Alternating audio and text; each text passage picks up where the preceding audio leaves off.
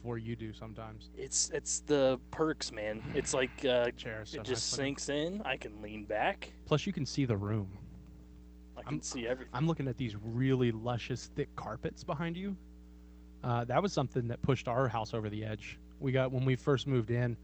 We have those like wood laminate flooring, like the tongue and groove laminate, and we spent like the first 3 months with just the laminate flooring, and then got a couple of rugs a few months into it. Change your house. Cherry on top. Change the house. Absolute cherry on Absolutely. top. Yeah, man, it's perfect over here. Stillwater's Mattress Store since 1982, and they got everything you're going to need for your perfect night's sleep.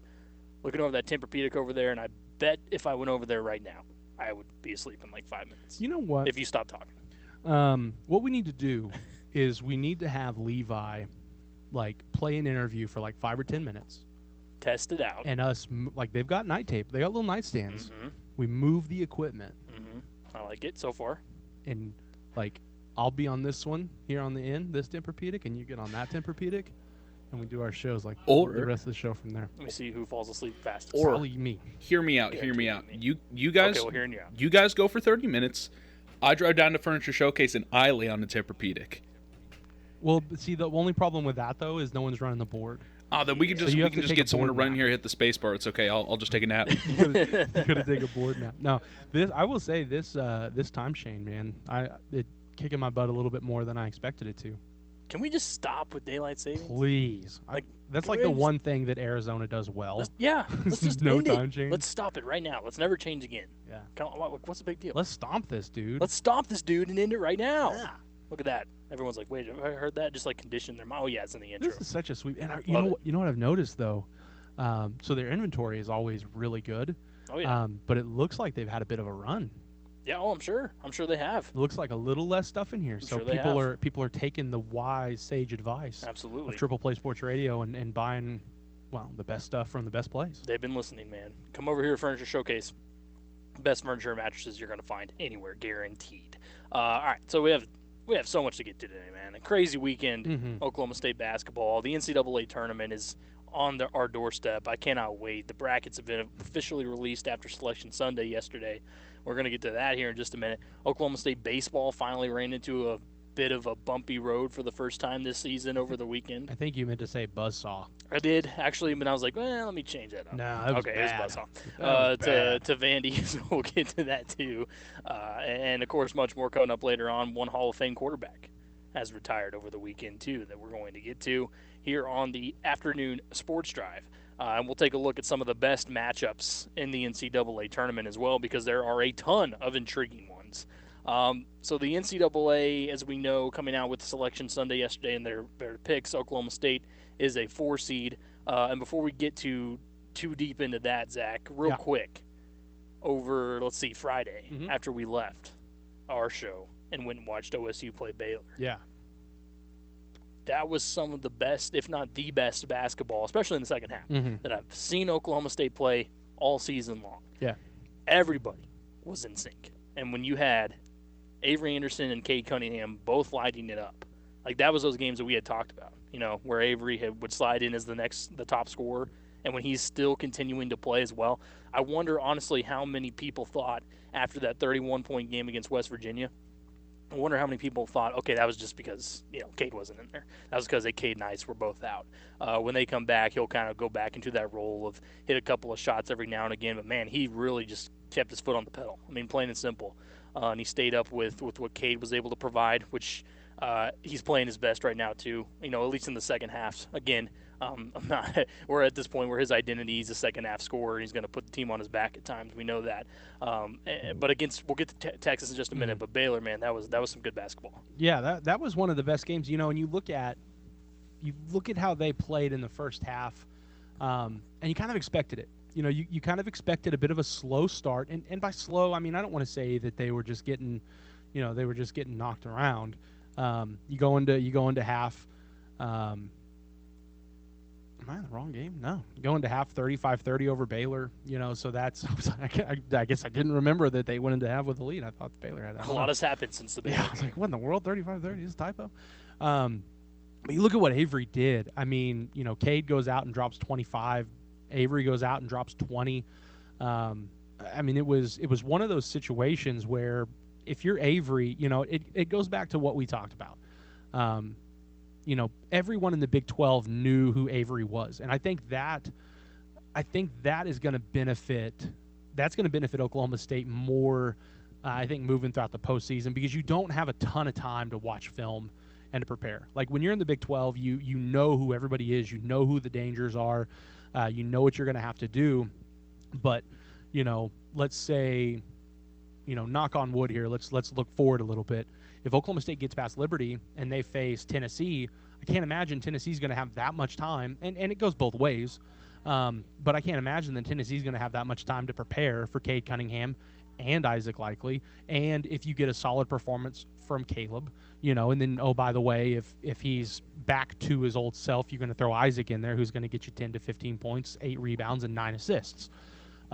This team is just so heavily laden that when you look at that Texas game, they lose by 5, but you're sitting there and you're thinking, man, that's really unfortunate. But they played West Virginia, and then they played Baylor back-to-back nights, and then turned around and played a third straight game. When you're in Texas, Texas got out of having to play Kansas on Friday, and that game is exactly what fresh legs looked like. Because if they both had played 3 straight games, I would take Oklahoma State in that game the opposite way. I'd have taken them by 5 or 6. I would. I don't know if I would fully agree. Now, you look at what they did, though. Right. They lose by 5. Texas jumps out to 10, 11, 12, and OSU cuts it down to single digits. But then Texas had those fresh legs, and they were able to extend that back up. If they don't have those fresh legs, I don't know. I don't think Texas wins that game. I know it's a lot of what ifs, and it's really hypothetical. But the way Oklahoma State was playing, I feel that if it was equal and they all played 2 straight games going into that third, that Oklahoma State would have taken it. You look at who dominated that game, right? And it starts to me with Jericho Sims, right? I mean, the dude could not be stopped. Yeah. He was an offensive rebounding machine. Nobody was getting in his way. He was dominating every aspect of that game. And while that may have had something to do with him getting an extra day's rest, that's been something we've talked about with OSU basketball this entire season, has been defending some of the better big men in the league. Now, I know Jericho Sims, right, he kind of came out of nowhere, to be completely honest, with that type of performance. But still, you didn't have any resistance. That's the thing. Caleb Boone and M.A. didn't really do much against him. And that's been one of my knocks on Oklahoma State basketball this entire season. And that's what I said coming into the tournament. With whatever team they end up playing, and, Liberty, obviously, we'll get to them here in a bit, it may be an exception. But you get down the line, the further they're able to advance, you run into an Illinois or you run into a Tennessee. Mm-hmm. You're going to start facing big dudes, and it's all of a sudden like, man, if we don't have what it takes defensively to even make a stop every now and again on somebody and limit their offensive rebounds and second chances, because Texas was getting, man, how many opportunities did they get after a missed shot? I mean, it was all over the place. Their putback points were insane. That's what I'm saying, and there was nobody blocking out, and part of that, again, maybe you can go with the tired stuff, but at that point, you have to be better in the paint, and I know that. Outside, look, Cade, he the only reason I think Oklahoma State was even relatively hanging around a lot in that second half is because Cade played his tail off, right? And he ends up with, 29 points? Yeah. He was pretty much dominant. Those 2 big threes late. He was doing all he could towards the end. But this is what you sign up for in the Big 12 tournament. If you're going to make a stretch run here, it's going to be multiple games in a row. I know you don't anticipate running into a situation where Texas doesn't have to play a game because of a COVID situation. But in this year, it's something that you have to prepare for all things, and Texas needed to do the same thing with anybody they were going to face.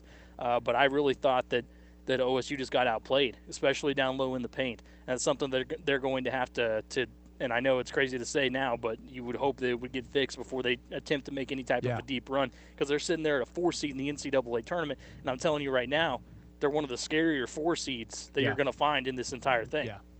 Yeah. What's crazy about that situation, though, is you look at what they did. You look at what they did against Baylor and out-rebounded Baylor 29-22. Or, excuse me, they were out-rebounded by 3, but they did well on the defensive end. The offensive end is where they struggle. You look what Baylor did at 19-9 on the offensive end, but on the defensive end, it's 29 to 22. And then you look at that West Virginia game, and Oklahoma State out rebounded West Virginia 45 to 32.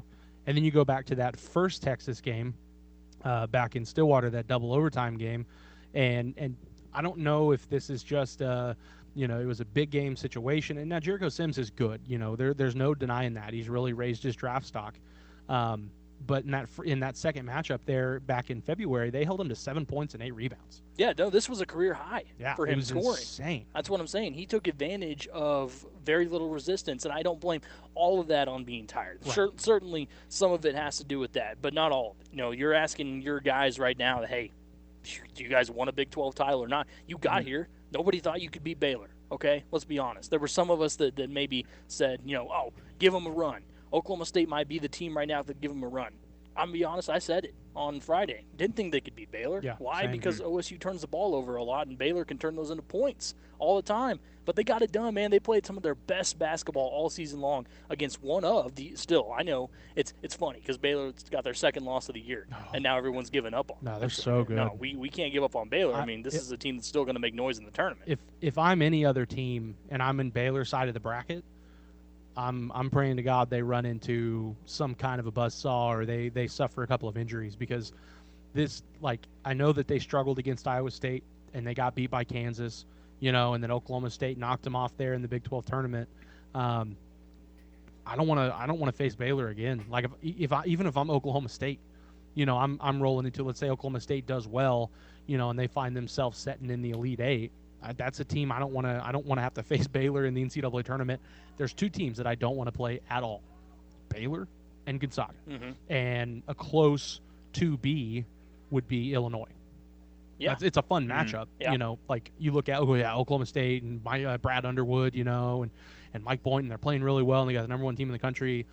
Illinois scares me. Absolutely, they are. I watched sort of the end of that game against in overtime against Ohio State. Ohio State had no shot. Yeah, not in overtime. That was for sure. Levi, what did you think about OSU this weekend? OSU, they had a really good outing, but it was just Texas overall outplaying and outcoaching Oklahoma State, because Shaka Smart was able to make a lot of adjustments during the second half to kind of counter what Mike Boynton was doing to Texas defense at some points. But I really got to give it to Matt Coleman for just having hit one of the best games of his career. And Jericho Sims, that was the best game I've ever seen him play by far. And just at the end of the game, it was truly Cade Cunningham versus Texas. No one else was really going for Oklahoma State. It was just Cade Cunningham, and that kind of shows you the inexperience factor for Oklahoma State coming in during that type of situation.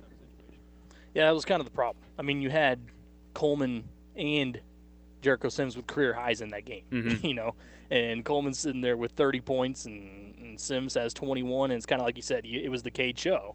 He had 29, and your next highest score is Isaac with 13. Which that wasn't going to get it done. In these type of situations, you can't have that. It reminded me, excluding the Cade injury, it reminded me of the ending of the second Baylor game in the regular season, where it was just no one else could truly get a shot going, and Cade was the only one truly pushing the pace and pushing things forward.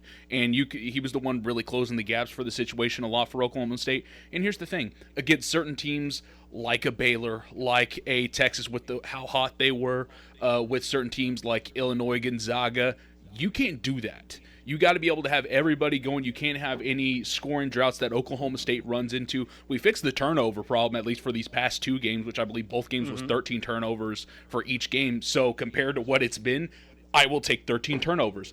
But the inexperience really showed against Texas, because Texas, they looked hungry. They looked like they were ready for a Big 12 title whenever they were truly pushing that defense that was, weirdly enough, had like the aura of a prime West Virginia, where they were just pushing and they were extremely aggressive on the defensive end. But yeah, I give it all to Texas. It was just strictly being outcoached and outplayed. Well, I think you look at the two different things that Oklahoma State ran into there as well. 3-point shooting, right? They had a terrible game shooting the three ball. It was pretty much Cade and nobody else. You had Cade hit 5 threes. He was 5 for 12. Then you had Isaac with 1 at the end there, and Rondell had 1 in the game. This is a team that shoots a lot of 3-pointers. When they don't fall, things usually tend to go the other way. Now the other part of it too, Texas slowed them down. I mean, let's be honest. This is also an OSU team that we know loves to run, plain and simple. Mm-hmm. And that is what every single team that might end up facing them in the tournament is saying right now. Let's get them out of their comfort zone and force them to not be able to run their transition game as smoothly as they would like. That's what Texas did.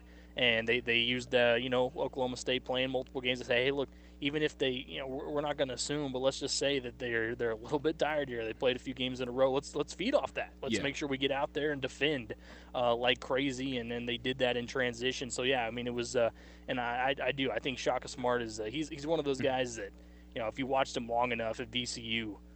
The run that he had there, and then over into Texas, he might get under some people's skin, but man, he is a great coach. Oh, yeah. But I'm thrilled for OSU in terms of where they are in the bracket. I know there's a lot of upset about them being a 4 right now. Boynton said today that he was surprised they were a 4, right? Thought they deserved to be a 3, and I can understand. Now what makes it more glaring is because of the side of the bracket they're in and who else happens to be the 3 right now. Yeah. When I saw that released, I was like, wait a minute. They just say West Virginia was the 3 there. Did I read something wrong? Did I see something wrong? No. And it was actually the first thing I was watching on CBS. Where they came back to any problems with the bracket? And the guy goes, yeah, I got a problem. West Virginia's sitting there at a 3. And Oklahoma State is sitting there at a 4, and I don't really understand that. So, and I get it, man. I mean, it's frustrating to see because OSU obviously took care of West Virginia plenty of times this season. Let's be honest; they were the better team than West Virginia.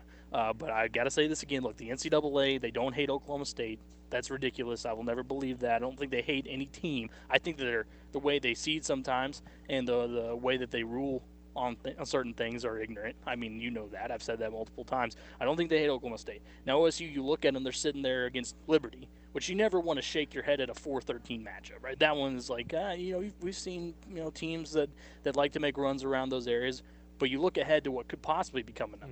And I'm thinking of an Oklahoma State-Tennessee game, which to me would be one for the books, but they're certainly a beatable team in Tennessee, and you end up most likely facing Illinois. Illinois got some obstacles in their way, though, before they were to get to that point. Now, I know I'm jumping the gun, but this is an OSU team that I told you right now, no matter where they're sitting at, they could be sitting at a 10 seed, 11 seed, 12. People that saw the end of their regular season, especially in the win against Baylor, they know that team could show up at any time. But they also saw what Oklahoma State brought opposite of that this season as well, and they've realized, what can we do here to at least try to limit them? We can get them out of their comfort zone. We can try to slow them down and hope that K doesn't go, off for 40 on us, and we're able to, get over that and defend everybody else. So it's certainly doable for other teams. However, I think a lot of them right now at Soneta 4, Zach, are really not looking forward to playing Oklahoma State anytime they meet. No, and that's the thing. Like I before I came in here, I was on with Colby Daniels, and that was something he asked me, and I said, I can't sit here and say that I'm disappointed with a 4 seed because you look at where Oklahoma State basketball has been since 2005. A 4 seed is really, really impressive. That's big time. There's a lot of teams that would love to have a 4 seed and the opportunity to play Liberty. But my biggest beef I've got is and I said this too. I don't think the NCAA is out to get Oklahoma State. But with that being said, I do think the NCAA needs to change up how they go about applying metrics. Okay, yes, the 2 losses to TCU, egregious. If you were to tell me, all right, you're going to get swept by a Big 12 team this year, pick who it is, I'm thinking my 10, my least is Iowa State, and then right in front of Iowa State is TCU. Those are the 2 teams I just wouldn't have expected. So those are bad losses. But you look at what Oklahoma State did from that Texas game in February to the end of February and on into March.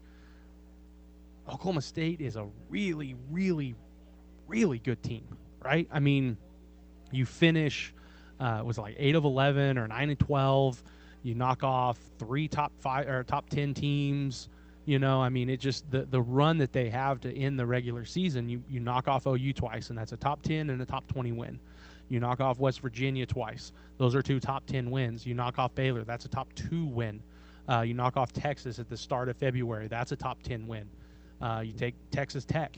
to overtime and you beat them, they were a 15 team. That's a top 20. Um, but to really put that much merit, like when Boynton came out and said, I don't know how much of the press conference you listened to this morning, but he was like, let's see, where's the start? He's like, I don't know how you look at that, and that's why I think we should have been at least a 3 seed. I think we were closer to being a 2 than a 4, but from the seeding list, we were closer to a 5 than a 3. So not only were they a 4 seed, and I got no arguments with a 4 seed if you make West Virginia a 5 seed. That my only beef is having having West Virginia ahead of Oklahoma State. I'm not saying that Oklahoma State should have been a 2 seed. I think Houston had a better overall season than Oklahoma State, so they obviously deserved a 2 seed. But when you're looking at it, there's no way West Virginia should have been ranked higher than OSU. That's my only beef. And I love the conspiracy theory that I know you've seen. Who's the NCAA committee selection chair? Mitch Barnhart. Who does he work for? He's the athletic director of Kentucky. Who didn't go to Kentucky? Kate Cunningham. So I love that aspect of it. I don't hold any merit to it, but it's fun to talk about. Levi, any beefs with OSU's seeding? Nah, I really don't care. The only thing I care about is we're on Illinois' side of the bracket. If there was one side I don't want to be on, it's Illinois. I would rather take Michigan? Is that the number 1 seed on the? I would rather be in Michigan's side. That's the one. But I mean, you look at some of the wins that West Virginia has. Of course, they have a couple various wins in the Big 12, but like out of conference play, they beat a tournament team in VCU. They've also beat a tournament team, and of course, I'll give it a lot to Patrick Ewing, but it won in Georgetown, taking Gonzaga to a pretty close game. North Texas, that's also another tournament team. And yes, they got some other quality wins, but for Oklahoma State, they were able to basically sweep all of the lower matchups except for TCU, where they got swept, and then split every other series except Baylor. So, where they were originally projected 7, they end up 5.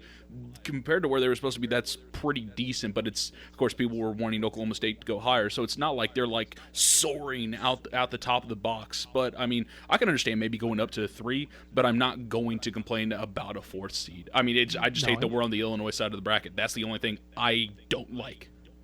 Yeah, and that's where I'm at too. I can't complain about a 4 seed. I mean, that's really impressive, especially when you go you can't put any merit into it. But you look at what happened 2 years ago when they're having to host open try. One, they're dealing with an FBI investigation in the first year that Mike Boynton's ever been the head coach. Should have made the tournament that year. And then you have to dismiss so many players that you're having to host open tryouts with regular everyday students just to form a practice squad so you can have practice. Because if you don't, there's a good chance they don't. So, we can't play the rest of the year. We ain't got enough. To all of a sudden signing a top 5 recruiting class, recommitting that top 5 recruiting class after receiving postseason ban back in June, and I know they finished 5th, but it feels a lot higher than 5th the way they finished the year. Second most quad 1 wins. Played in the. I don't care people saying it's the second best league. The Big 12 is the best basketball conference in the country. You have 5 of the 7 losses are teams in the NCAA tournament, 13 wins against teams in the NCAA tournament, and 12 wins came in the Big 12. I mean, I'm not saying Oklahoma State should have been a 2. I'm not complaining about a 4. I'm complaining that West Virginia was ranked higher. That's my beef. And I'd probably fight you on that conference. Yeah. I'd fight you. I think the Big Ten's still the best to me. They're really good, but they have more teams. Right, but they also... If the Big 12 had like 14 teams, I think they have the most talent in those teams. Now, that's been debatable in years past, and it is still. But, you look at it right now, Oklahoma State, in terms of their ranking here at the number 4, it's not a terrible draw when you look at everyone else around them. And Illinois, I think they're obviously one of the best teams in the country. The battle down low is what scares me about Illinois, and not the guard play. Right, and you look at Baylor, and you look at Gonzaga and Michigan. It's like, which one of those do I want to pick my poison with? If I had to, I would choose the Michigan side. Yeah, and I think Michigan. Yeah, they're still really good. They're really good. They're a team that's beatable though. I wouldn't want to sit around in Gonzaga. Well, you know why? You know why they put Oklahoma State on the Illinois side, right? Well, just with a Brad Underwood matchup, right? You have the bracket pulled up. Scroll through Oklahoma State's Illinois bracket and tell me who the teams are, and what happened to be their school colors.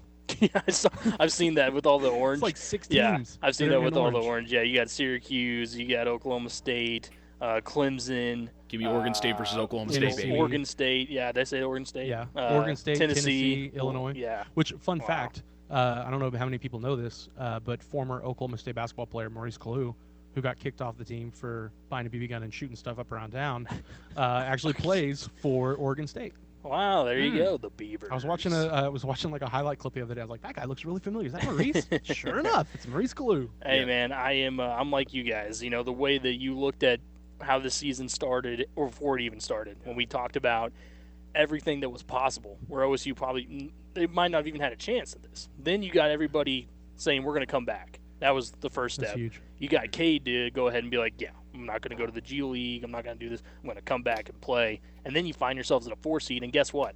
Have they not been swept by TCU? You're sitting at a 2 seed if you've not been swept by TCU. Well, and not even talking about seeds, but if you look at the end of the regular season, they released the last AP poll of the regular season. Oklahoma State finished 11th. That's the highest they've finished in the AP poll since 2005, where they finished 6th. This team is insane, and I don't know. I keep going back to it. I can't complain about a 4 seed. I mean, that's so good. Yeah, I'm excited to see what kind of run they make in the tournament. When we come back here on the afternoon sports drive, we will take a look at one quarterback, Hall of Fame quarterback, who has decided to hang up the cleats. We'll get into that. And then coming up, Oklahoma State baseball, take a look at their series against Vanderbilt, and much more on Oklahoma State basketball and the bracket and all the other intriguing matchups in the NCAA tournament coming up. This is the afternoon sports drive. Oh, screaming out at the top of my lungs, lungs, lungs, lungs, tell the world that I found the one. Whoa, my baby's hotter than the golden sun, sun. You make my heart beat like a bass drum. Listen to me now. Welcome back into the afternoon sports drive on the Triple Play Sports Radio Network. Patrick Wheeler, Zach Lancaster, live from Furniture Showcase here downtown 5th and South Main here in Stillwater. Stillwater's mattress store since 1982. You can go online to stillwaterfurnituresshowcase.com and check out everything they have to offer before you even come in. Maybe know what you want, or just come in, take a look around. All your top mattress brands: Sealy, Ashley, Serta, Stearns & Foster, Tempur-Pedic, famous dual adjustable sets, everything you need over here at Furniture Showcase, StillwaterFurnitureShowcase.com. All right, let's hit the phone lines. You're on the afternoon sports drive. Go ahead, caller. All right. I didn't want to call and bug you guys on Friday because of the basketball game. You only had about an hour about this. But an update came in on Friday, and it was that the Cleveland County District Attorney's Office was not going to press charges in the COVID piss floor wrestling match or fight or championship or whatever it is, because they said that it was a neutral battle situation or whatever. But the reality is you can't present something on behalf of stupid.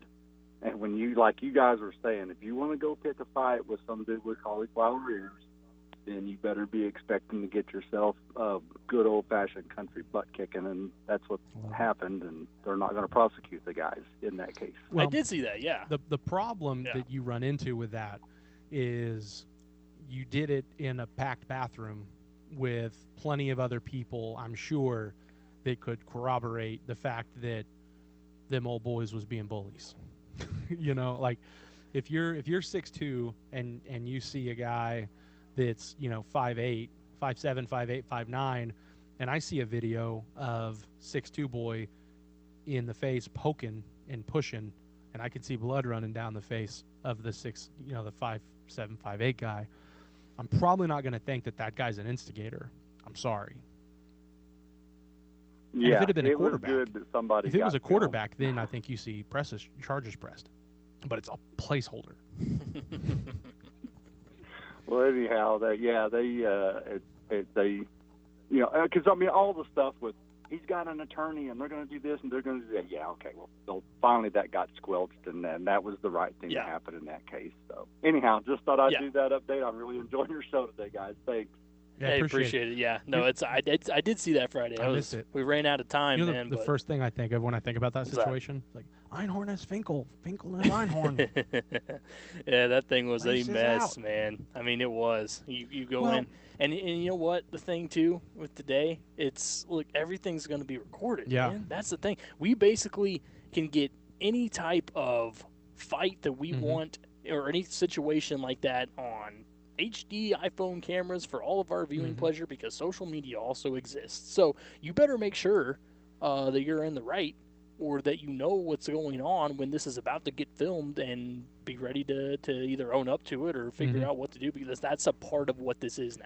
Well, and all you had to do was watch the video, and Yeah. you knew, like, was the fight taken a little too far on both ends, both of the UFC fighter or the MMA fighters? Yeah, probably. They probably took it a little bit too far. Probably lasted a little too long. Old boy probably shouldn't have been suplexed into the concrete bathroom wall. So I mean, there were probably 3 or 4 extra punches thrown on the placeholder. But when you're watching that video and you're watching like the first 10 to 12 seconds of it, you're like, I don't know how this guy has already shown restraint, because before he decides to strike, he's wiping blood off his face, and you're thinking, oh well, obviously he wasn't the first one to throw a punch. Yeah. So there was no way. I was not that I'm like looking forward to a ruling, but you kind of had the thought that nothing was going to happen to the MMA fighter, Yeah, no, I did. which is smart. Yeah, and I did immediately. I'm not gonna lie about that. All right, so one of the greatest quarterbacks to ever do it has officially decided to hang it up. Tom Brady. Oh, if only.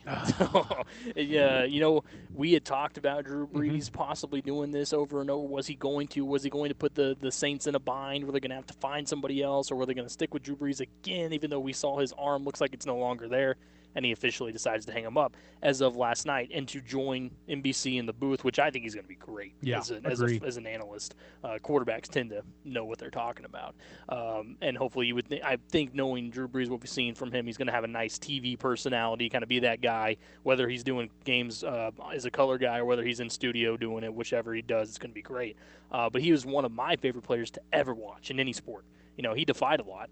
He was the guy that came over the short quarterback stigma. He didn't care. His accuracy was unmatched. He was tough as hell. I'm going to miss watching him play, man. He's a legend, pure and simple. And I think he, like I said, be a great analyst. Now the question is who takes over. That's where you are if you're the Saints now. But you look at this list of records that he holds. All-time leader in career passing yards with 80,000. Yeah, which is wild. 358. Now, Wild. Tom Brady will overtake that this next season, but still, that's unbelievable. In completions, 7,142 completions. The accuracy is unbelievable, man. I mean, it's really hard to ever match that. Fastest to reach 70,000 passing yards. Most seasons, and this one is kind of the most impressive to me, most seasons with 5,000 plus passing yards. 5. He had 5 of those where he had 5,000 plus yards, man. That doesn't happen anymore. Most consecutive seasons with 20 passing touchdowns. He has 17 straight seasons where you knew he's good for 20 touchdowns throwing the football. It was insane. He's one of the best to ever do it, really is. And I just, like I said, it's been a pleasure watching him play the whole time. He's kind of been one of the guys that most of us, we've kind of grown up watching until now. Yeah, no, absolutely. And going back to the end of the season there in the playoffs, it was something where I don't know, like, if I was ever really confident one way or the other. Okay, yeah, he's going to retire. Oh, no, he's coming back for sure. Because, when you watched him leave the field after that Tampa Bay game, you're thinking there's no way this dude's coming back. Like, that's a hero send-off.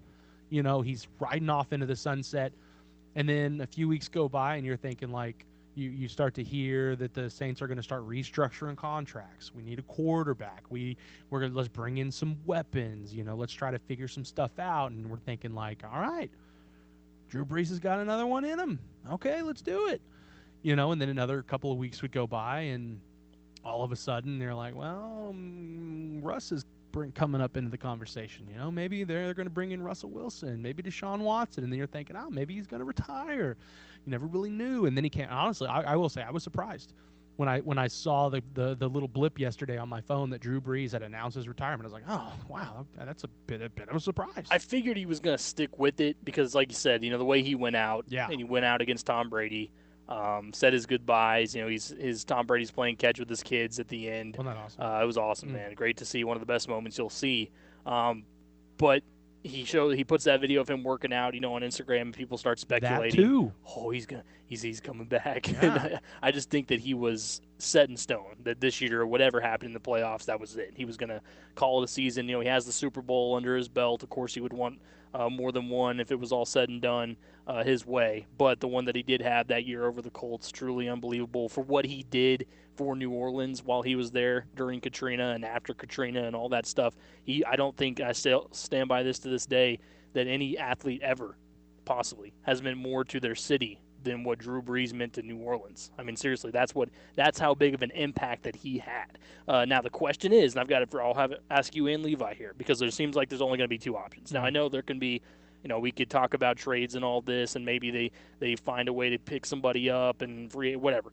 But that's probably going to be a long shot based off of their salary cap issues. So let's just say right now there are only two options, and probably most realistic: Taysom Hill or Jameis Winston as the New Orleans Saints quarterback this next season. Well, which one would you take? if we're going off of all of the reports that have came out since Drew Brees has came out, and they're talking about paying Hill like $140 million, I would have to take and you saw what limited, you know, what he looked like in limited action looked to me better than the last time that Jameis Winston was a full-time quarterback.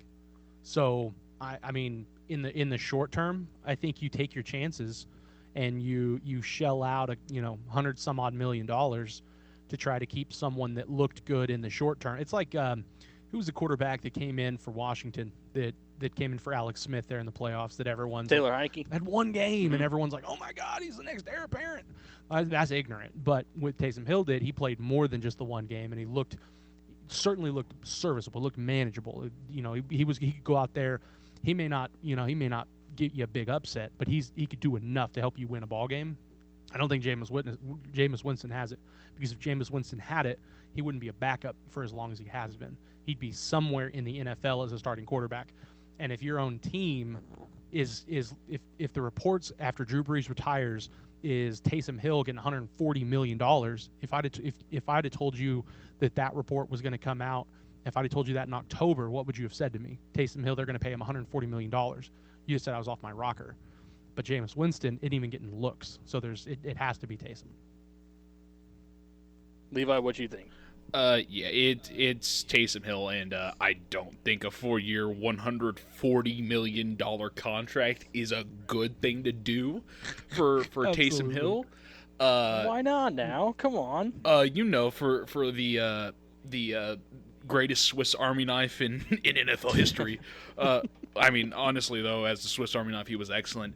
But he hasn't shown me that even in the short term, and I'm going to actually put a lot of that to Sean Payton. I think that actually allowed Sean Payton to kind of show and flex a little bit more of what he is as a coach since Drew Brees is coming down in age. Because whenever it was Jameis Winston or Taysom Hill, no matter what, he had a game plan for either.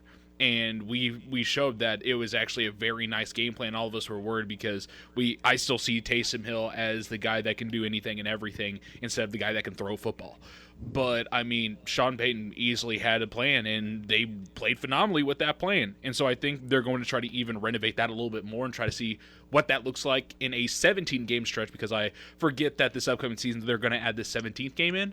So I think Taysom Hill's going to be a viable option. Plus, Jameis Winston's a free agent. I assume Jameis Winston's ended up on a different team. I don't think QB number 2 is going to be Jameis Winston. I bet it's somebody from the NFL draft. I bet you late round, like a Kyle Trask, is going to be on the New Orleans Saints roster.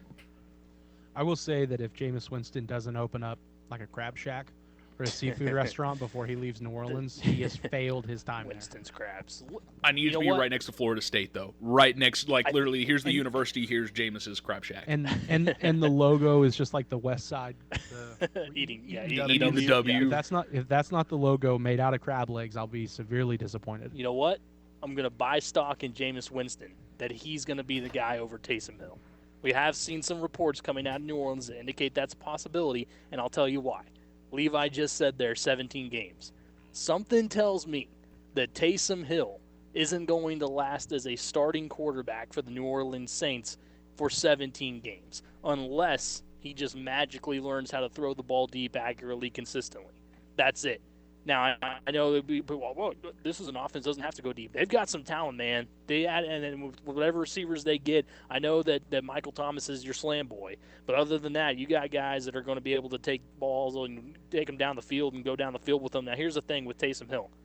He's not the guy that's able to successfully run this offense and consistently get scoring drives going. What Jameis Winston did was he set a year behind one of the greatest to ever do it, and I would hope that even Jameis Winston, okay, who I'm not afraid to question his intelligence, I think a lot of people do at times, even Jameis Winston would be able to soak up quite a bit from Drew Brees before it was all said and done. They may say that Taysom Hill is going to be the starter, but they're going to hold on to Jameis Winston on the cheap. They're going to hold on to Jameis Winston. As soon as Taysom Hill screws up enough to where even Sean Payton, who seems to have this really weird love affair with Taysom Hill, as we all know, as soon as that finally boils over, Jameis Winston's going to get a start. He's going to have a good enough game where he throws for 3 touchdowns and 1 or 2 interceptions, but it's enough that he has, 345 yards and gets him a win, and the Saints all of a sudden are like, that's good enough. We're going to be able to maybe squeak into the playoffs with a guy like Jameis Winston because he's actually learned. Oh, and by the way, guys, he got LASIK. He got LASIK surgery. Remember all that talk where he couldn't see? if he goes out there now and he's throwing 30 picks in a season, then I'll start blaming. Okay, he's just not that. That's talented. the reason he was. I'm blind. I'm telling man. you, man. See. You got to have good eyes as a quarterback, and I think it legitimately had something to do with it there. So I'm buying in on Jameis Winston. I think he's going to be the guy over Taysom Hill because Taysom Hill is a perfect, like Levi said, perfect Swiss Army knife. He can run the ball, he can occasionally throw it short for you, and then he can catch it, and he can punt return and do all. They can tackle, but he's not a quarterback, plain and simple. How insane would it be, though? Like, you would have to think, like, Taysom Hill, if he gets that contract, before, even if it's not even that much, Yeah, he got the 4 years, and we got to remember, it's voidable on those 4 years. He may not have that agent for long because everyone else is going to go out there and hire that agent. I remember that's insane. I remember when he signed the extension. I think it was last year, almost 2 years ago now, and I was like, that seems a little, foolhardy all of a sudden. Almost got some dirt on the GM. It's just, you know what? They love Taysom Hill, man. This is one of those situations where it's kind of like a Jerry Jones situation where the franchise and Sean Payton is just falling in love with what he can do. And I agree, you want to keep him around because of the different angles that he brings to your team. But I don't think he has what it takes to be a 17-game starting quarterback, and I believe we're going to see Jameis Winston take over that squad before it's all said and done. We'll have more on Drew Brees later on in the show. When we come back here, we'll take a look at Oklahoma State baseball, losing 2 out of 3 to the number 2 team in the country, Vanderbilt, over the weekend. However, we saw a really awesome finish for the Cowboys yesterday in the rubber game. We'll talk about that. Watching as I fall. Welcome back in. Afternoon Sports Drive, Triple Play Sports Radio Network. Patrick Wheeler, Zach Lancaster live over here at Furniture Showcase. Levi Peckinpah's back in the studio, holding it down for us there. All kinds of great stuff over here at Furniture Showcase, as you know. It's just got the comfy vibe, okay? I say that because you got the beds. You got the interior here is awesome. Friendly service. I mean, the best around. And compare this place to if you had to go to OKC or Tulsa. Mm-hmm. I mean, this is it, man. If you come in here and you're like, I feel at home, I feel like I'm actually being cared about here by the people that run this place. You go into OKC and Tulsa, you're just another customer. Yeah, they're like another number. They don't care. You're Coming in, they're going to invoice. try to get you on the highest price. Not here. They're going to treat you perfectly over here at Furniture Showcase. Trust me, from experience, we've dealt with it and it's awesome. And the products here are fantastic. 10 out of 10 would recommend. There you go. Then if you get it from Zach, that means it's legit. It's true. OSU baseball finally ran into the buzzsaw, as you say there, awful. Against Vanderbilt this weekend. Now, first of all, I said Friday. Mm-hmm. I was like, guys, why? We're looking at what the weather's going to do here. Why don't we push this game up to 3 o'clock? Yeah. We could have got a game in. Could have got 2 in if you started 11. The rain started literally at 6 o'clock. And yeah. I was like, okay, it says it's going to start at 6 o'clock. Now, if it starts at 6 o'clock, it's going to rain it out. What do you know? It rained it out. Get a doubleheader on Saturday. And none of it went the way that OSU wanted it to go offensively or defensively. Now, pitching, you knew you were going to face the toughest challenge. And I was actually, that first game when they got blanked, but it was only 5-0. I was actually okay with that because that's how I felt that the series would go. You know, like they really struggled from the plate, but it didn't feel completely insurmountable. And then I didn't. I was busy covering basketball, or I don't even remember what I think I was covering basketball. I don't know what I was doing Saturday. Yeah. Mm-hmm. But I didn't. I had no idea what was going on in the game. And then I flipped on Twitter and I saw Chris Becker, the Ocali. He tweeted out, and he was like, "Cowboys put a couple of runs across. It's 18-2." And I was like, "Wow, good for you, Oklahoma State." And then he sent out another tweet a few minutes later. He's like, "Oklahoma State puts 2 more across, 18-4." And I was like, "Ugh, that's not good. That's bad." Yeah, it's you face Kumar Rocker. Look, I'm telling you, he's next level. As we talked about prior to the series, you're going to be seeing him on a major league team very, very quick soon. within 2 years. Yeah, so just get used to that name. And then you get into yesterday's game where the bats did finally start heating up a little bit for OSU, and they were able to string runs together. They hit 4 bombs in that game. Nolan McLean, dude, I'm telling you, he's got some seriously raw power. He went yard twice in that game. He had a double as well. So he had to get 3 hits there. Was able to finish the day with 4 RBIs. Brock Mathis, again, he's also a guy that seems like he's good for a home run almost every other game, right? Had a 3-run shot in that one. Alex Garcia had a 2-run shot. And then you had Bryce Osmond on the mound, who I thought had a great outing. He's able to go, that's a career high, 6 2/3 innings. He did a great job. OSU had enough of a lead cushion-wise at the end of that, towards whenever he came out of that, then those 6 2/3 to kind of say, hey, we got you. We got plenty of room here to if we let a run score or something like that, and they end up getting the win. So I think it was important that you don't have Oklahoma State get swept by Vanderbilt, because that's what if you remember, Zach, I gave you those 2 options for what people were going to say after this series. It was one, either Vandy comes in here and takes care of business, and it's Oklahoma State baseball, we might have jumped the gun on them because that's one of the best teams, and they couldn't handle it. Through the first 2 games, people were starting to think that. But the way that they put up those 10 runs yesterday, put 10 runs up on Vandy pitching, man, that's nothing to shake your head at. No, and when you're looking at Vanderbilt, that right there, that was an Omaha matchup. We said it on Friday. We said it over the weekend. Even after the series that's an Omaha matchup. You look at this Oklahoma State team, and they have some leaders. They have some veteran players. But all in all, they are a rather young team. You look at that Vanderbilt team, like you mentioned, those 2 pitchers, top 10 in the draft. Those guys will be starting in the major leagues within 3 years. And that's huge, because going forward, look, you're going into a Texas Tech series, which is tough. You have when the Big 12 play comes around here, you can go into that saying, all right, we know what the best is. We're about to face some tough pitching, yeah, but we face the best that this country has to offer in college baseball with Vanderbilt coming in. And trust me, we don't want to go through that again. We've seen the best. We feel like we can handle anybody out there. And the best thing is they went into it less than 15 games into the season. If they scheduled a non-conference game with Vanderbilt, and we're setting in – let's see. They've got a non-conference schedule, non-conference series against Central Arkansas, April 9th through the 11th. If they play a 3-game series against Vanderbilt in April 9th, 10th, and 11th, and those are the outcomes we get after playing West Virginia, OU, Kansas State, Texas Tech, another against Missouri State, and they get blown out mid-April, then I'm really worried. But, yeah, you go up against the 2 best pitchers in the country, and I understand that it didn't go well, but then you roll into Texas Tech. That's going to be a tough out, but they don't have the 2 best pitchers in the country. You're prepared for it.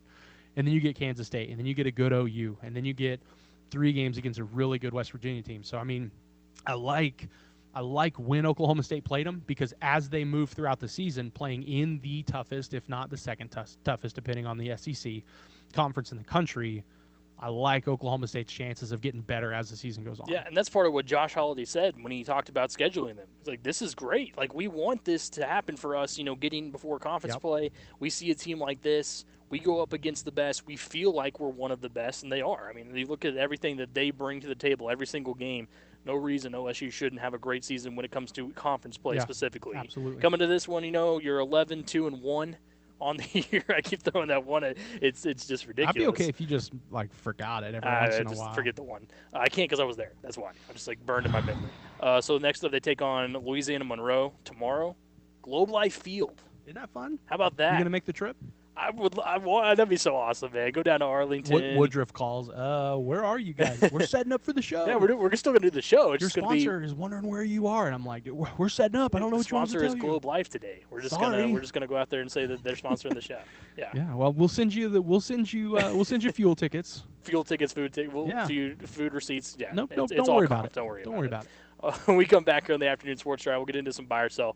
Take a look at this NCAA bracket and tell you which matchups stand out to us. And we can, of course, throughout this week, we'll tell you right now, if you need help filling out your bracket to beat everybody else in your group, give us a call here on the show, and we'll tell you who to pick, where to pick them, how far you should ride a team, and who has the best chance to win it. Feel free to reach out. You can reach out on our Twitters as well. And we'll answer questions if you ask on there, too, at ZLancaster91, at The Patty Wheels on Twitter. This is the Afternoon Sports Drive. Hour number 2 is up next. And I don't know how we make it out when we make out on the low. Even if it rains, you'd rather make it snow. Both you and me know we gotta let it go. Laying on the ground, wondering why it's so cold. How we make it out when we make out on the low. Even if it rains, you'd rather make it snow. Both you and me know we gotta let it go. Laying on the ground, wondering why it's so cold. Why you so icy cold? We're back into the Afternoon Sports Drive on the Triple Play Sports Radio Network. It's hour number 2 with Patrick Wheeler, Zach Lancaster, live here at Furniture Showcase, downtown Stillwater, 5th and South Main. Stillwater's mattress store since 1982. They have all the mattresses you want, but also the size you can get from twin all the way up to the California King, which sounds incredible. Every time I'm here, the bigger the bed, the better it is. You could never have too much bed. That's what I say. There's some things in life you can never have too much of. Bed is one of them. I know you gave me your thoughts on the California King last time you were here and all this, but I gave you all the reasons of why it would work out. Yeah, I don't know, man. I don't know. I've stumped Zach. I don't know, man. California It's one of King. those things where it's like, it looks like it could be appealing, but like, God, it would take you so long to get out of the bed. You'd have to roll and roll and roll. You know, you wake up in the morning and you're just like, I Put gotta go to an the extra bathroom. 5 minutes onto your Ugh. morning routine to get out of bed. Yeah, man, and you got to buy bigger blankets. I'm coming. I'll be there in a minute. That's the thing right there. Sheets are expensive. You got to buy True. bigger sheets and you got to buy bigger blankets. True. More pillows, because 2 pillows on a California King, I would imagine, looks really weird. Yeah, so but you got to it's- buy a buttload of more pillows and pillowcases. It's a long-term investment. You know, it's something that you would be using It's for like a Swiss long, Family long time. Robinson thing. Yeah. If I were to have a California King, my family would share it. Sorry, we've got a family bed. So much bed. I can't. It's gonna have to happen. Kids man. aren't having your own. I'm sorry. Forget that. I'm saving money. In hour number 2 here, we're gonna get to some buy or sell. Are you buying I'd buy that for $1. or are you selling? You pick up the phone and you sell, sell, sell. This is Buy or Sell on the Afternoon Sports Drive. Make money, money, make money. Buy or sell on the Afternoon Sports Drive, Triple Play Sports Radio Network. Patrick Wheeler and Zach Lancaster. All right, so I got to stick with the NCAA tournament to Hit me get with us it. started. Oklahoma State, as we talked about, sitting at a 4 seed. Mhm. You look at the rest of the 4 seeds in this tournament. Buy or sell that OSU is the most dangerous of these 4 seeds in this tournament. Do you want me to list them off for you? No, I've got him. Okay. I've got him here. You're looking. You got Oklahoma State. You got Virginia on the other half. Up top, you got Purdue and you got Florida State. Man, that's tough because Virginia is pretty good, but I would probably take Oklahoma State right now over Virginia. Purdue has had a pretty decent run this year, but I think I would take Oklahoma State over them. I've already forgot who was the other Florida one. State. Florida. I know. Well, I'm getting to them. Yeah, Florida State, man. That's a tough one there. That if I had to choose, I think Oklahoma State is really, really good. Just hold it there. Yeah. I like the way Oklahoma State's playing the last month and a half. Yeah, I think they're really, really good. I don't know if I'm buying into all the national pundits saying that they'll make a Final Four. I would love it, because that would mean I'm up in up in Indianapolis watching the games down the stretch. But Florida State, I know that they struggled in the last 2 or 3 weeks of the season, dropping games they probably shouldn't have, and that's probably why they are a 4 rather than a 2 or a 3. But I would the way Florida State has played collectively this season, I would probably take Florida State like just over Oklahoma State, like 1A, like really really tight. Mm-hmm. Yeah, with these 4 seeds, I would take them over Purdue. I Yeah. think that's a game they could definitely. I'm talking about teams. Why I think that's a team that they're much better than. Now Purdue always look they are a tournament team, man. They're I mean gutty, they always grinding out. they always make noise in the tournament. Virginia, I think, is a better squad. Now look, they're coming off of a break, right? They're dealing with COVID issues too. They were that first team that kind of made noise along with Duke in the ACC that was out of it, and so they're coming off real fresh. But they are a team in Virginia. That's why I would like to see an OSU Virginia matchup. Would be because you have a Virginia team that is so well known for how efficient their defense is. I mean, they love ending games where they score 50-plus points because you scored like 40-plus points. Right. They love to shut you down that way, and I would love to see their defense versus Oklahoma State's offense and what would happen in that one. Florida State is a really interesting squad as well. They went up. I actually watched the last game they played. They knocked North Carolina out of the ACC tournament, and they have a 7-footer down low. Dude, I'm telling you, Yeah. they got size. They got guys that can shoot. Leonard Hamilton coaches them well every single season. Yeah. So they are absolutely a team to keep an eye on over there. As they'll take on UNC Greensboro. But yeah, so I would sell that they're the most dangerous, but they're right up there, man. When I look at these 4 seeds, if you had just a little mini tournament with Purdue, OSU, Virginia, Sign and me Florida up. State, yeah, I would be really intrigued to see what went down. Well, and what's fun is you look at the potential matchups with Virginia, right? They start with Ohio, and I'm guessing that they're going to move forward. Although there's a lot of people that think the Gauchos could get past Creighton. You see Santa Barbara. But if that's the case, I think all 5. I think Virginia gets past a 12 in Santa Barbara, and I think they would get past Creighton if Creighton were the ones to win. But then guess who's sitting there at the Sweet 16? Yeah, Gonzaga. Yeah, Gonzaga. That's a tough one. And then you look at Florida State. They're going to be playing Colorado, Georgetown. I'm thinking it's probably going to be Georgetown, and they're going to turn around and if they can get past Georgetown, play Michigan. So I mean, if we're talking teams that has a potential of getting out of a Final Four or out of the Sweet 16, I think you're looking at Florida State first, and then I mean it would be really really tough, but like Florida State gets it if a team is going to, it'd be Florida State, and then like Oklahoma State, I would take their chances against Illinois, then Purdue against Baylor, or Virginia against Gonzaga. Yeah, it's always, you look at those 4 seeds, and obviously, 1 through 3 gets a ton of attention. But you look at those 4 seeds, those 5 seeds, man, there's always a ton of interest in what they're able to do in these tournaments. Of course, you have the 5-12 Classic upset just waiting to happen all over the bracket. So yeah, man, I can't wait. And just an extra there, that would be my 12-5 upset. Would be UC Santa Barbara over Creighton. Really? Yeah.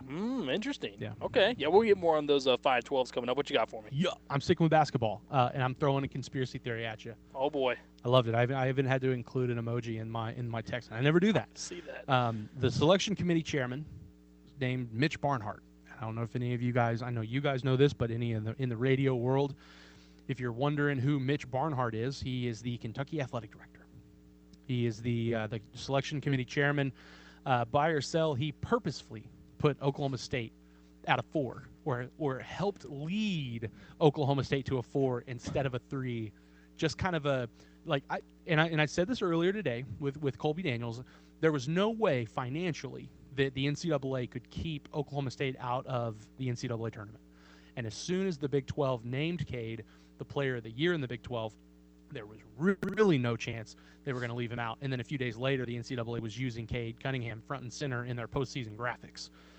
So they'll make a lot of money off of Oklahoma State. But to me, it very possibly could be one last stick it to them. Let's put you at a 4 instead of a 3. Ooh, I love me a good conspiracy. I saw this on Twitter. Somebody said it, and I was like, oh boy, really? We're going that far now? Come on now. I will say this. You saw what Oklahoma State did to Baylor. Could you imagine? I mean, people at that point were like, we already know they're going to get in the tournament. Could you imagine the NCAA pulls something after that? Like, we can't get this team. This team had to be in the tournament this year. Cade Cunningham is, to me right now, unquestionably, the number one player in college basketball where we stand. I think he is that good. There's certainly people that are right there with him. But right now, the way he's turning things on, they want him, like you said, to be the face of March Madness. Yeah. I've turned on 2 national shows as of last night after the Selection Sunday program was finished. And the first thing 2 of these shows talked about was Oklahoma State sitting there at a 4 and what potentially they could do if they moved on to face Tennessee or even down the road to Illinois. They're getting a ton of looks right now, man. It's awesome. But no, I sell that. I don't think that had anything to do with it. Kentucky, their season, bad enough the way that it is, man. You know, they were able to, and I honestly, when I looked at those first 4 out, that they have scheduled, because those first 4 out are the teams that are the replacement teams. Yeah. If COVID happens before the brackets get locked here.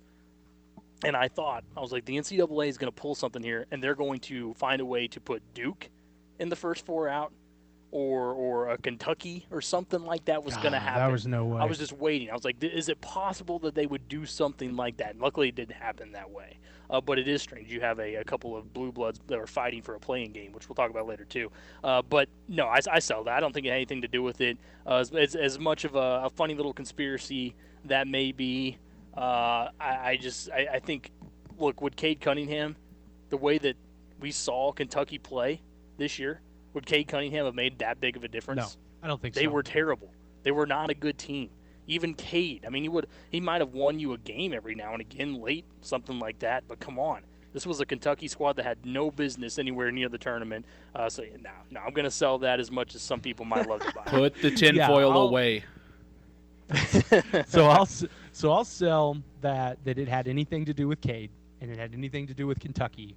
And while I don't fully believe that the NCAA has it out for Oklahoma State, you look at the way, and when you get to a certain point in the season, unless you just played a non-conference schedule that was nothing but quad three games, and you won 115-12, but Oklahoma State didn't do that. They played some really solid non-conference. They were really, really good in the conference play. And then you look at the wins they had down the stretch, especially 2 against West Virginia, and you look at the seeding, and Oklahoma State, like Boynton said, was closer to a 5 than they were as a 4 seed. They were closer to a 5 than they were a 3, and they had West Virginia as a 3 seed. To me, there was no way they could have kept him out of the NCAA tournament because of money. But to me, that was one last, we're going to stick it to Oklahoma State. We can't keep you out, but we can put you at a 4. You have earned, not deserved, you have earned a 3. I don't think maybe a 2. I think 2 was probably out of the question. The loss to Texas kept them out of a 2. But there's no way that Oklahoma State was a 4, and there's no way that West Virginia was a 3. The way the season ended the last month. So to me, I don't think it had anything to do with Cade. I think it was, we can't keep you out, but we can put you at a 4, and we can put West Virginia at a 3, and we don't really have to explain it. We can just say, the metrics look bad. That's a terrible excuse. That's horrible. The 2 losses to TCU, those sucked.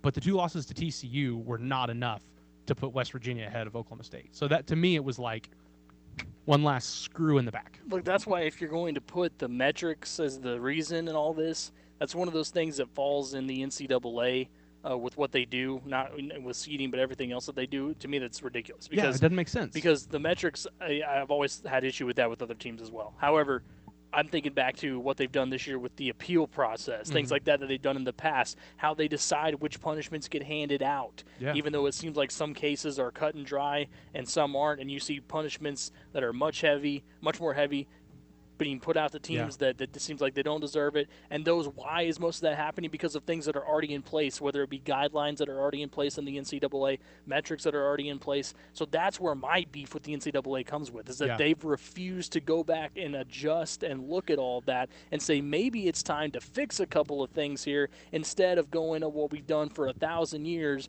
and kicking things down the road and keeping people in the dark on everything because we're the NCAA and we think we have all the power. Well, and what irks me with with the metrics. They that was the main reason was the TCU losses and bad metrics. Okay, that's fine. If you don't go out and knock off 3 top 10 teams in the last month and however many top 20 teams you had, if Oklahoma State didn't have, and that's the thing, is they had the toughest out. They had the toughest stretch of any other team in the country, and they won more games than they lost. So that right there automatically, to me, should eliminate the bad metrics. Like, you knock off Baylor in the Big 12 tournament. You beat West Virginia twice. You beat OU twice. You beat Texas Tech at home in overtime. They were a top 15 team. You knock off a top 10 Texas team at home in double overtime. Those wins should be enough to cancel out. Half of those wins are enough to cancel out the quote-unquote bad metrics that they didn't explain. So, yeah. Yeah, and I mean, I just thought the Baylor win would seal it. I really did. You would think so, right? I mean, I did personally. And it wasn't like they got blown out by Texas. Right. That's what you can't use the Texas okay, Texas as a 3 seed over Oklahoma State. Yeah, they beat Oklahoma State late, but it wasn't like they beat them by 15 or 20. That's not enough to drop them to a 4. Those two being Sheesh. swept by TCU was as bad as we talked about. I mean, we said that this year that it would come back to bite them. Technically, but with the way they finished, right? it But that's what I'm saying is that it was. We talked about how bad those losses. I couldn't emphasize it enough. Sure. Our buy or sell. That what's my second one? Buy or sell that we see a 16-1 upset again this year. We saw it for the first time a couple years ago when UMBC made their run, defeating number 1 Virginia. It was glorious. Put away the tinfoil again. I didn't even say it, Levi. I just asked. I said, "Is it buy or sell?" It's just a question. You haven't heard my answer yet. There's no tinfoil. So before I delve deeply into the bracket, before I dig deep into the 116 matchups, Jay Billis sent out a tweet 8 hours ago. 1 seeds are 139-1 against 16 seeds. So now let's open up the brackets here. Let's scroll here. So we've got Gonzaga playing a play-in game. We're looking at Norfolk or Appalachian State, I think is who that is. No, that ain't happening. Okay, so let's go to this number 1, Illinois Drexel. Sorry, no, that's not happening.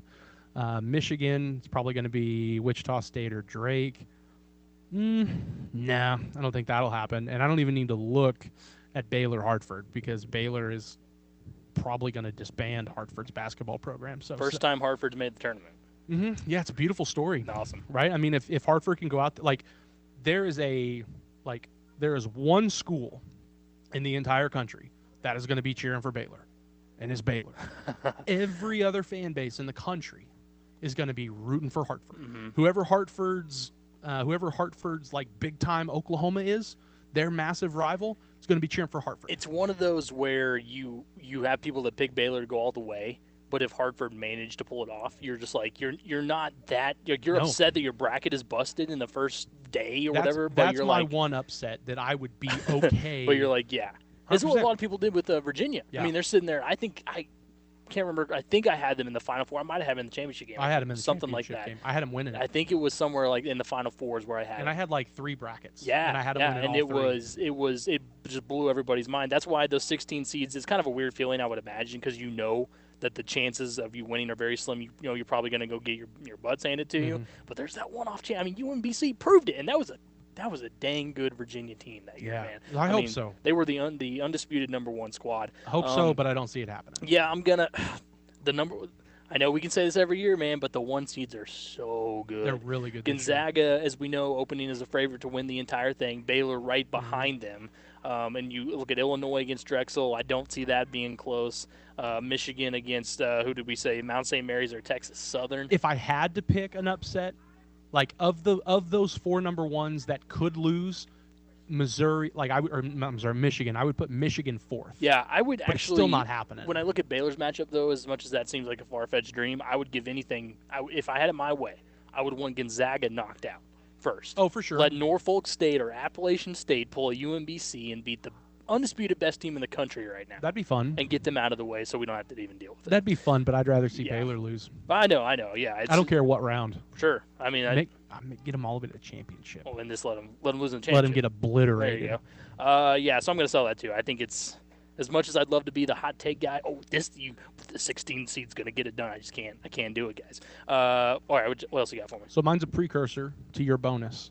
Oh, okay. The Saints go 500 or better the first year without Drew Brees. That's a good one because I think it's going to be Jameis Winston, as I said, that eventually takes over. Yeah, now, but what's Taysom Hill do until that's what I'm until he saying. takes over? I don't know if that means that Taysom Hill has to go. He has to lose 3 in a row. Does he have to lose 4 in a row? I don't think Sean Payton would let it get that far. But this is a team right now in the Saints that I think still has a chance to squarely compete in that division. But you look at the biggest hole in the squad right now. What is it? It's quarterback. You know, everywhere. I mean, I know that they're dumping a couple receivers and they had to make room with tight ends and all that stuff, cap space wise. But I believe in New Orleans. I believe in that defense with whatever they're able to keep, and I believe in Sean Payton. I just don't think Taysom Hill is the answer. I really don't. I don't think he's a guy that can get you a ton of wins, if I'm being completely honest. I love Michael Thomas, but he didn't get to do anything last year. He was hurt. He was suspended. Suspended by the team. It was all this stuff. He had a terrible season. I think Alvin Kamara is top 5 running back when he's completely healthy. They don't need to be wasting his talent. So there's certainly a bunch of bright spots on this team. 500 or better.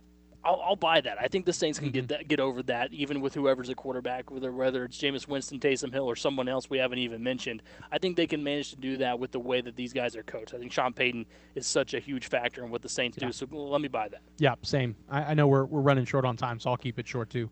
500 or better. I think no matter who's at quarterback, I think the Saints have enough weapons, and either quarterback. Like I think it'll be Taysom Hill, but either quarterback is serviceable enough to win more than half. I'm not saying they're going to go out there and lose 3. You know, it's not going to be like a Pittsburgh situation, but I certainly think they can go 500 or better. So mine real quick, as you said, to my precursor, buy or sell that. I floated this idea once right before after the season, the NFL season. Buy or sell that Drew Brees returns to the NFL, makes a comeback at some point, or is he done for good? I could see him returning to the NFL in a advisory management. Let me type say of that. role. Let me rephrase that, Okay. Zach, as a player. So as a player.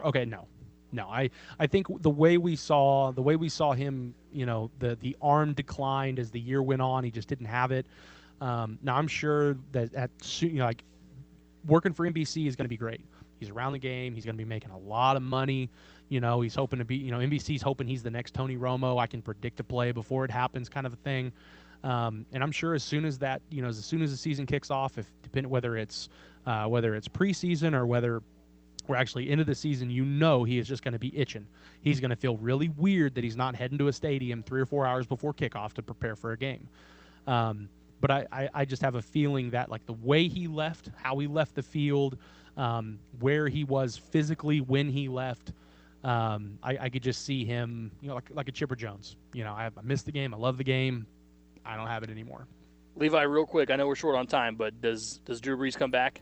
No, he doesn't. I feel like, weirdly enough, and this happened a while ago, but have we been, spoiled because of, Brett Favre whenever he did his returns of, maybe they're going to come back. Maybe a legend will come back. Well, besides Gronk, and it's because Tom Brady has the magic touch of me like, Gronk, please come this way. Besides Gronk and Brett Favre, I can't remember a guy who's, went into retirement, then came back. I mean, we're still waiting. Everybody's been in the rumor mill, Andrew Luck's going to come back. Andrew Luck's going to come. No, he's most likely not going to because of injuries. Calvin Johnson's not coming back. Chad Ochocinco's never going to come back. Terrell Owens is never going to come back. Once these guys, the majority of the time for a lot of football players, when they retire, they're done. They've hung up the boots and they're good to go. I think Drew Brees is going to do great in the booth, and I can't wait to listen to him. I just wish I could hear a booth with Drew Brees and Tony Romo together. That's all I want in life. Well, That's all I want. I think with how successful Tom Brady has been late, and I think that has spoiled people more than the Brett Favre situation, because it just seems like every year he defies age. He defies all logic. It doesn't make any sense. He signs a 4-year, and I fully expect him to be good through the next 4 years, and everyone just expects, okay, well, Drew Brees was really good. He's older. he should be like Tom Brady, but Tom Brady is weird. Well, and that's It's- why I think that the Tom Brady story is a two-way, two-edged sword here. Yeah. Why? Because you have some guys that might look at it and say, "Wow, I want to come back and do that." Right. If I'm Drew Brees, I want to do that. Can't. But then you look at the other side of it, and it's like he's not going anywhere. So maybe I just should. And I love Drew Brees, man. I would absolutely love to see him try to make a return. But I told you a long time ago when the season ended, I thought he would. I could see him coming back because of the way that things ended. He might make a comeback here, give it a year in the booth. But the more I think about it and look at what Drew is going to do with NBC, the arm strength was not there, man. And the injuries that he took and were able to fight through and play with, unbelievable. I don't think he wants to do that again after taking a year off. He doesn't want to have busted ribs again and try to play through it after a year off. Even, what's going to be his goal? To make a Super Bowl. And I just don't think that's going to happen. I think this is a situation for Drew Brees where he finds a lot of success with NBC. He finds a great calling after football, makes a lot of money doing it, and guess what? He doesn't have to get sacked to do that. Yeah, he's not. He's also probably not going to be selling Gold Bond and Copper Fit. And Well, he can make any endorsement he wants. Levi's Yeah, he can do whatever he wants, man. I can't wait to see what Drew Brees brings to the table as an analyst. When we come back on the afternoon sports drive, we'll show you talk about some of our favorite matchups coming up in the NCAA tournament. That's next. One day this rapping gon' pay. So now we about to break the bank. Money be on my mind. Talking about. Sounding like la-da-dee-do, da-dee-da-dee-da-dee-do. Now we about to break the bank. Money be on my mind. Talking about. Sounding like la-da-dee-do, da-dee-da-dee-da-dee-do. La-da-dee-do, da-dee-da-dee-da-dee-do. La-da-dee-do, da-dee-da-dee-da-dee-do. Talking about. Triple Play Sports Radio Network. Patrick Wheeler, Zach Lancaster, live here from Furniture Showcase. Zach, I'm telling you right now, yeah. love the NFL season, man. Love the Super Bowl, but this is my favorite time of year. Mm-hmm. Nothing to me beats March Madness. It's my favorite sporting event all time, every single season. And it makes it so much sweeter this year because of the way that it got ripped away from us last year. We were all gearing up, ready to pick our teams, get them set up in the bracket, see what selection Sunday had in store. We didn't get to that point. So now we do, and it felt so sweet to watch all the teams get seeded yesterday. And I cannot wait to get this thing underway. So I wanted to look at some of what our top matchups that we saw here. And the first one that stood out to me when I saw it get seeded, 8-9. I love 8-9 matchups. Oklahoma and Missouri. Yeah. I think that's a solid matchup right there. You get OU, which we've seen multiple times this season with Oklahoma State. Mizzou, which has had an up and down year. They started the year first half playing was one of the best teams in the country, and they've had their ups and downs, but they've got a couple of really great scores. Pinson is the real deal over there from Mizzou. They come in there. I think that's almost to me a pick'em game with Oklahoma, who we've also seen. It's the same way. They looked like one of the best teams in the country for a while there too. Now Oklahoma State kind of came in and made sure that was ended. Yeah. But that's one of my most intriguing 8-9 seeds right there. Yeah, and that's the thing is I liked past tense the way OU played, but just the way they've played down the stretch. Now I know that now that we're in the big dance, that everyone is kind of renewed and reset, and I don't expect OU to go out and just completely lay an egg, but I would like Missouri over OU. But I would like to see OU play Gonzaga because I think that game would be over within the first 22 minutes. Another one I thought was pretty interesting if you go back over to this Oklahoma State side in the Midwest, the 8-9 with Loyola, Chicago, and Georgia Tech. You know what's funny is you get Georgia Tech winning the ACC. Yeah, wild. And they're right? a 9 seed. And they won the ACC tournament. It's pretty crazy, but they're sitting there with Loyola, Chicago, which we know has been one of the best stories since they made their run a couple years ago. Remember Sister Jean, the legend. You roll your eye. You don't like Sister Jean? You're not a Sister not a Jean big gimmick person? guy. Not a gimmick guy. Gimmick? She was a legend. What are you talking about? Why? She was an old lady who liked basketball. Okay. And she was what was she, like a nun or something there? Whatever they did? The sister. I know cool. where you're coming from. It was social media. That's super sweet. Like, that's awesome. Social media blew up. Good for her. Yeah. I'm glad she got a championship ring from the conference. They gave her the story and all like, this. That's cool, She was a but perfect it's like, meme. Perfect meme. Ugh. I was over it Just real done quick. with Sister I was Jean. over. I'm not. Well, I'm not a big gimmick guy. Sister Jean hater. No matter what it is. It's fine. Sister Jean hater. I see how it is. The other 8-9 up there when I'm in the South, North Carolina, Wisconsin. Homer.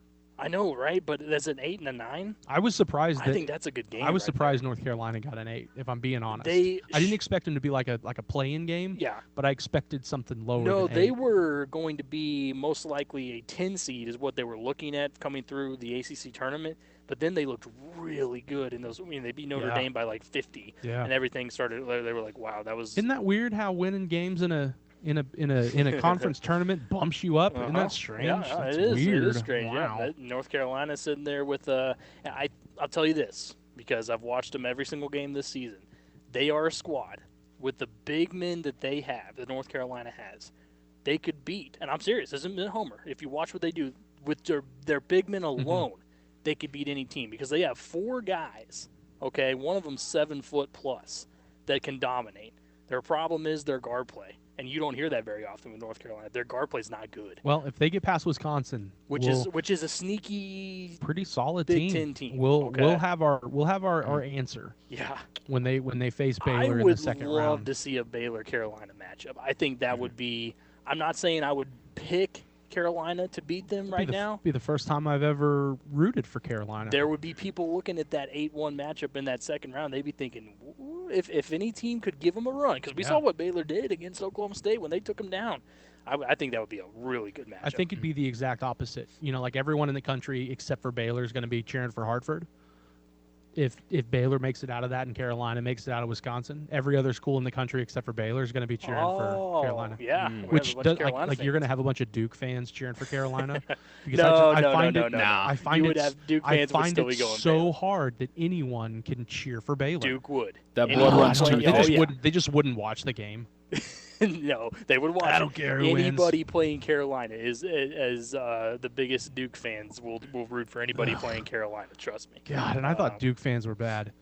That you know how much worse they would be if they cheered for Baylor. Oh, they're terrible. They'd be more worse. They would already. They would be worse. So we talked about 5-12 matchups. You told me because that one right there is always your UC Santa Barbara. That's always your ideal upset. Yeah. The amount of upsets we see in 5-12s is just like it's weird. It's weird at this point. Go through the national pundits and see how many of them are picking UC Santa Barbara to upset Creighton, and it's more than not. Creighton was one of those teams I thought this year was a bit overrated. Yeah, This entire season, they come in as a 5. I still think they're a great team. UC Santa Barbara. Yeah, maybe, I guess, but the one I'm looking at more is the Georgetown, Colorado. That's going to be such a fun game. Georgetown goes on this run at the end of the season here to win the Big East. I think they get it. Patrick Ewing, it's a great story. Yeah. They face Colorado at a 5 seed. I really like that 5-12 matchup there as a possible upset. Tennessee, Oregon State. Now, Oregon State, Tennessee's the better team, obviously. Absolutely. But Oregon State, they got it done the Pac-12 this season, and I think was a bit of an upset over Oregon when it was all said and done there. And then the other one is Winthrop and Villanova. Now that one, I would be inclined to think that Villanova could get it done. Yeah, I like Winthrop this year, but I would have to think that Villanova has more weapons. Mm-hmm. Although I'm okay with Villanova losing. I'm not absolutely. going to go out of my way to root for Villanova. It's something about Big East teams in the NCAA tournament. Although I would cheer for Georgetown. I love their story this year, man. It's really and I guarantee you that he's going to get recognized when he shows up into that arena. you think so this time? Yeah, I think so. How'd you see 7-2? You didn't think that he had anything? If there's those people, you didn't think he had anything to do with the tournament? 7-2. He is the largest human I have ever seen in person. I would associate him with basketball when I saw God, him. he's huge. Levi, you got any matchup that stood out to you right away? Oh, yeah. It's one that I always have circled, and it's because it's two teams that if they were not facing each other, they are upset teams in almost every other year. Yeah, let me just make sure I go to my bracket to make sure I've got this right. Didn't even pick him. No, it's actually a matchup that I really like. Number 7 Oregon taking on number 10 VCU. That is going to be a fun matchup. That's one of those where literally any other year, those are two teams that upset a lot of brackets, especially VCU. So that to me is going to be an extremely fun matchup. I really am going to be very interested in that. Yeah. I could take VCU. VCU, man, they were also when Shock Smart had them, they were one of those teams that I think shocked the world, and since then have been a tournament style team. Oh, yeah. Now Florida, Virginia Tech, I like at 7-10. Yeah, we saw a little bit of Florida the other day against Tennessee in the SEC. I think it was a semifinals, what that was there. And then we've seen Virginia Tech a number of times this season too, and they're really, really salty as well. I like that 7-10. I'll tell you, I'm looking forward to the 8-9 LSU St. Bonaventure. I think Bonaventure can give them a run for their money. Now, I don't think the Bonnies can get past Michigan, Yeah. but I think the Bonnies can absolutely beat. I was looking at LSU. that championship yesterday, LSU and Alabama, and I was like, really? This isn't football. We're going to sit here in the SEC. Get into a fight 20 minutes before tip. In the SEC, we really have to have LSU and Alabama playing for an SEC title. Come on, I was thinking that with Alabama because they're one of the best teams in the country basketball-wise so right good. now. I'm like, really? You guys got to win the championship every year in football, and then you got to come and be good in basketball too? Come on, man. I'm okay with that. There should be a rule where you only can be really good at one sport every other year. I'm also going to throw a warning shot out for a Big 12 team. Texas Tech taking on Utah State. I'm going to give the warning for Texas Tech because after watching them this season, they are the Big 12 team that just does not impress me within the least. So I could see Utah State. An 11 upsetting a 6, I could really see Utah State taking Tech. Yeah, they're kind of fluky. They've got the talent, and they can go out and, they can beat some teams, but yeah, they kind of have that fluky feel that on any given night they're going to drop a game they absolutely shouldn't. I'm the same with you. I'm not sold on Texas Tech unless Mac McClung goes off. And even if he does, but that's what I'm saying. Even if he goes out and drops 35, I could still see them losing by like 8. Yeah, he would because have they're not to. going to get the performance from They've everybody turned else. into a bit of a one-trick pony for me. Yeah, 100%. And I'm kind of like you guys. I could see that being a Texas Tech. And again, they could beat a number of teams soon. You'd be like, well, I shouldn't have been surprised by that, but I'm seeing it as more of a one-trick pony situation for Tech too. Yeah, I like that one, Levi. Utah State and Texas Tech over there in the Baylor bracket. There's so many good matchups, man. Of course, we'll talk about this all week as we get closer to the games. It's going to be, remember, I know I got to remind everybody again about this, but it's a weird start this year. Thursday, you get the play-in games, and then Friday, you get the rest of the games actually starting beginning at 11 a.m. Oklahoma State's game is at 5:25 on Friday night on TBS. That's where you can catch that matchup against Liberty, and we'll break down their matchup as we go on throughout the week as well. When we come back here on the Afternoon Sports Drive, we'll tell you what we learned here on this Monday. It's coming up. Feel like I'm gonna puke, cause my taxes are due. Do my best, we'll begin with a 1 or a 2. Been a hell of a ride, but I'm thinking it's time to grow.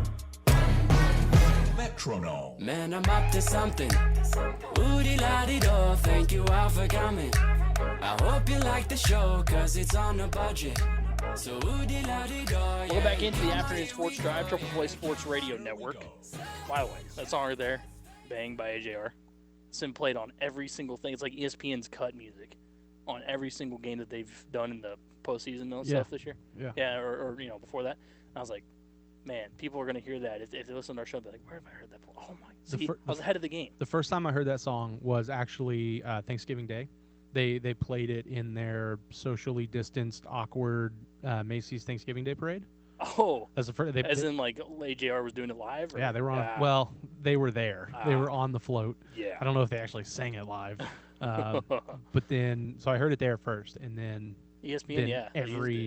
Every other commercial break in and out was like. Yeah, I know, and I was like, usually it seems like they use a different cut of music. No, this year it was same cut. It was Bang every single time. I was like, okay, well that's different. We're over here at Furniture Showcase here on this Monday, over here 5th and South Main, downtown Stillwater. Stillwater's mattress store since 1982. You can check them out at stillwaterfurnitureshowcase.com. See everything they have to offer here.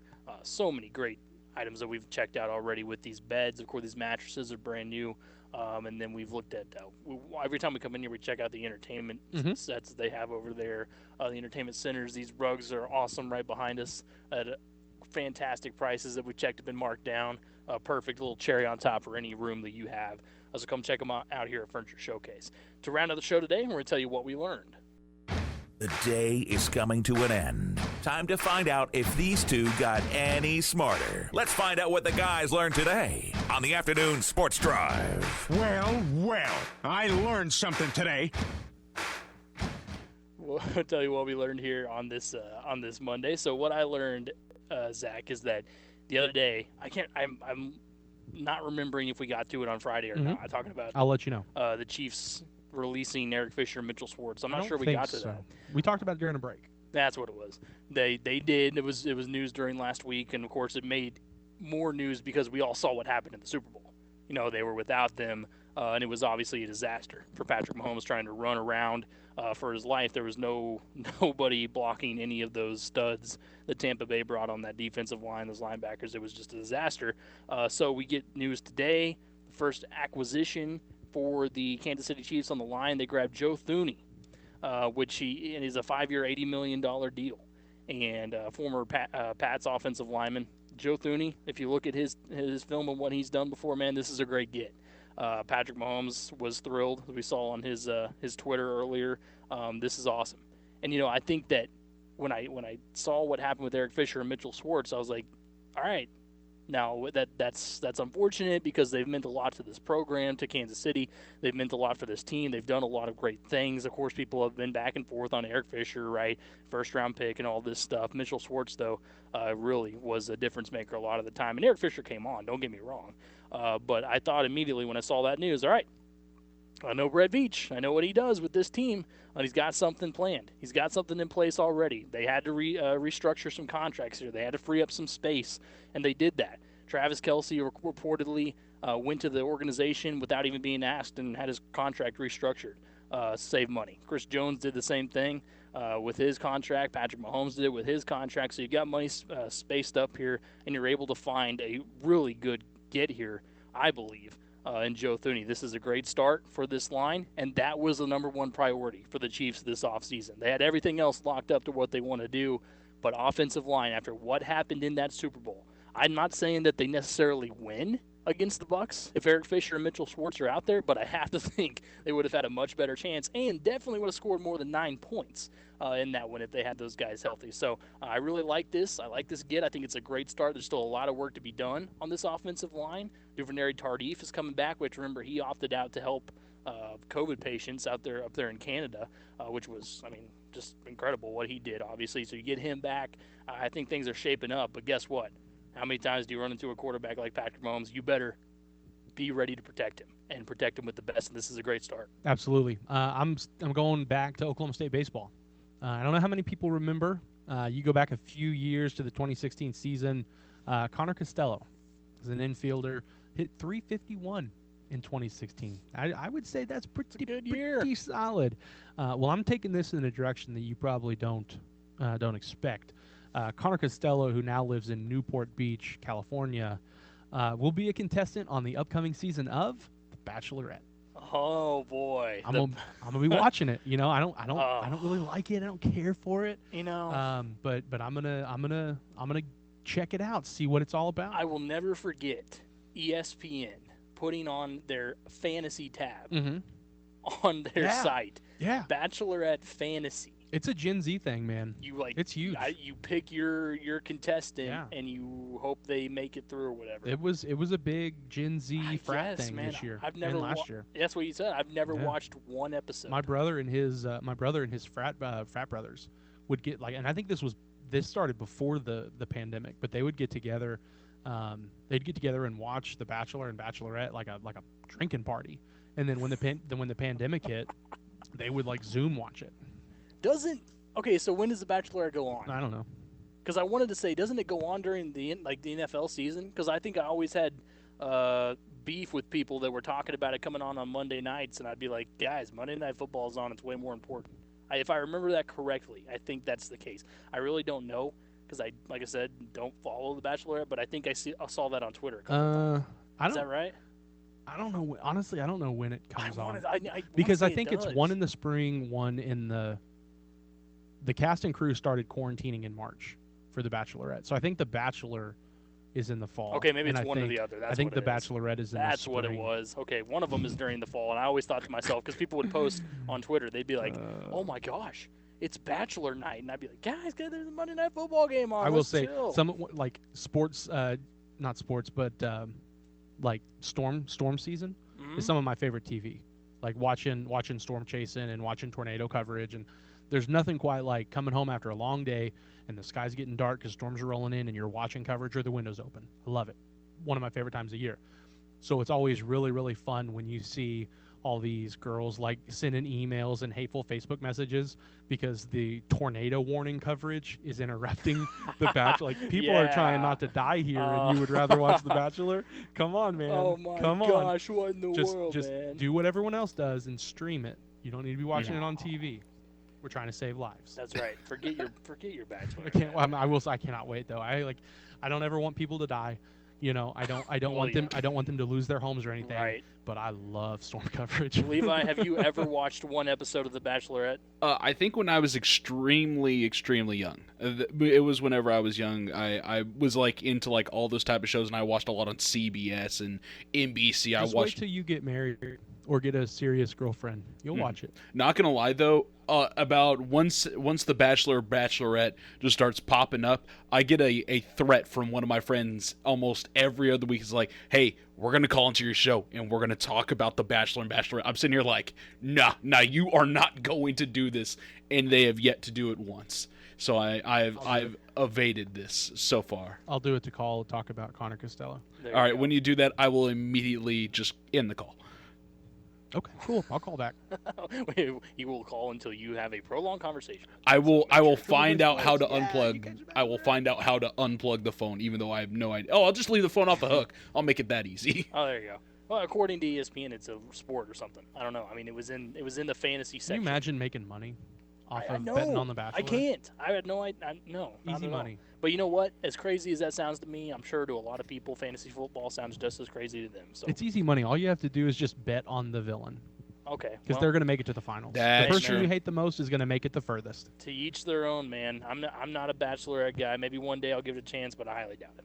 This has been the Afternoon Sports Drive on the Triple Play Sports Radio Network, live over here at Furniture Showcase. Come over on 5th and South Main over here in downtown Stillwater and check out everything they have to offer. Or you can check them out online, stillwaterfurnitureshowcase.com. Great